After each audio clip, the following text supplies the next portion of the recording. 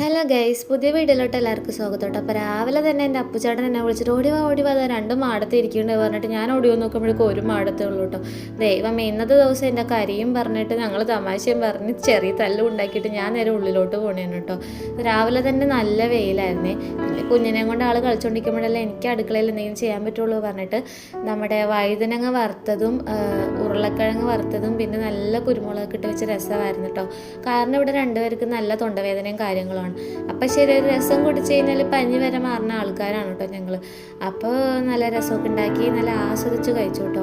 ഇൻസ്റ്റഗ്രാമിലും യൂട്യൂബിലൊക്കെ ഇപ്പോൾ വൈറലാണല്ലോ ഈ വഴുതനങ്ങ ഫ്രൈ ഒക്കെ. പക്ഷെ ഇതുവരെ ട്രൈ ചെയ്ത് നോക്കിയിട്ടില്ല കേട്ടോ. സാധാരണ വഴുതനങ്ങ മെഴുക്ക് പുരട്ടിയൊക്കെ ഉണ്ടാക്കും, ഉരുളക്കിഴങ്ങ് കൂട്ടി മസാലയൊക്കെ ഉണ്ടാക്കും.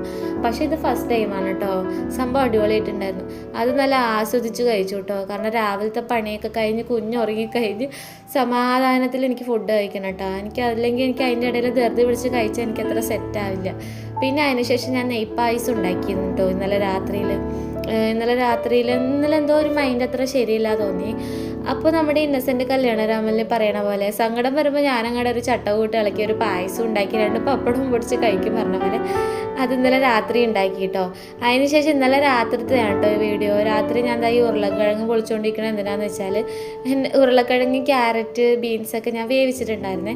അപ്പോൾ ചേട്ടൻ ചോദിച്ചത് എന്തിനാ നീ എന്താ ചെയ്യണോ, നിനക്ക് കറി വെക്കാൻ അങ്ങനെ ഇങ്ങനെയൊക്കെ ചോദിച്ചു. ഞാൻ പറഞ്ഞു എൻ്റെ അടുത്തൊരു വാക്ക് ചോദിക്കാൻ നിൽക്കണ്ട, ഞാൻ ഉണ്ടാക്കി തരുമ്പോൾ കഴിച്ചാൽ മതി, സർപ്രൈസ് ആണത് പറഞ്ഞിട്ട് ഉണ്ടാക്കി കൊടുത്താണ് കേട്ടോ.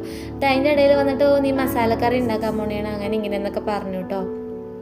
സംഭവം വേറെ ഒന്നിനുമല്ല, ദോശമാവ് ഉണ്ടായിരുന്നു. അപ്പോൾ ശരി, ഇനി ദോശക്കൊരു കറി ഉണ്ടാക്കേണ്ട പറഞ്ഞാൽ അങ്ങ് മസാല ദോശ ഉണ്ടായിക്കളയാ വിചാരിച്ചു കേട്ടോ. അങ്ങനെ ഇതെല്ലാം ഒരു ഒറ്റ ട്രിപ്പിൽ വേവിച്ചതിന് ശേഷം ജസ്റ്റ് ഒന്ന് മസാല ഉണ്ടാക്കി. പിന്നെ ഞാൻ നമ്മുടെ മാവിൽ കുറച്ച് ഉപ്പൊക്കെ ഇട്ട് കുറച്ച് ലൂസാക്കി കലക്കി. കാരണം ഞാൻ ഇഡ്ഡലിക്കും കൂടി പാകത്തിനാട്ടോ എപ്പോഴും അരച്ച് വെക്കാറ്. അതിനുശേഷം നല്ല മുരുന്ന് ദോശയൊക്കെ ഉണ്ടാക്കി. അതിൻ്റെ മേലെ കൂടി കുറച്ച് നെയ്യും കൂടി ഇട്ടിട്ട് നമ്മുടെ ഈ മസാലേനെ വെച്ച് മടക്കുന്നുണ്ട്. ഇതെന്താ ഇത് ആദ്യം മടക്കിയപ്പോൾ ശരിയായില്ല പറഞ്ഞിട്ട് ഞാൻ ഒന്നും കൂടി ലെവലാക്കി കൊടുക്കുന്നുണ്ട് കേട്ടോ. പക്ഷെ വീഡിയോ ഇടുമ്പോൾ മനുഷ്യനെ നാണം കെടുത്ത് പറഞ്ഞിട്ട് പിന്നെ അതിനുശേഷം ഏകദേശമൊക്കെ ലെവലായി. 2ാം പ്രാവശ്യം ഉണ്ടാക്കിയ മസാല ദോശ അടിപൊളിയായിട്ടുണ്ട് കേട്ടോ. കറക്റ്റ് ലെവലിൽ കിട്ടി, ടേസ്റ്റിന് കുറവൊന്നുമില്ല. പിന്നെയും നമ്മൾ നമ്മുടെ ഇതിലോട്ട് വന്നു കേട്ടോ. അങ്ങനെ ഞാൻ പായസമൊക്കെ കഴിച്ച് കുഞ്ഞ് നല്ല ഉറക്കമായി.